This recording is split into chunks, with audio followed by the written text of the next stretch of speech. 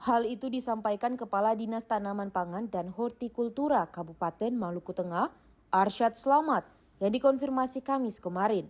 Menurutnya, program pengembangan padi gogo telah dijalankan pada sejumlah lahan yang tersedia. Pengembangan ini bertujuan untuk meningkatnya kemampuan pertanian nasional dan menjamin ketersediaan pangan yang cukup bagi masyarakat. Tahun 2026 ini, pihaknya fokus dalam pengembangan dan pengelolaan padi gogo atau padi lahan kering yang mampu meningkatkan efisiensi produktivitas pertanian yang berkualitas dan bermutu.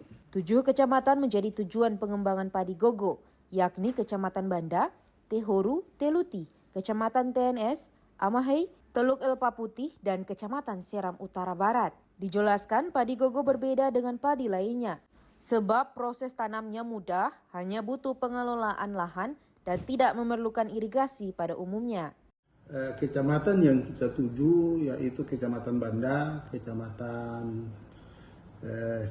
Teluti, Kecamatan Tahuru, Amahei, TNS, dan Teluk Elpa Putih, sekalian dengan Kecamatan Seram Utara Barat.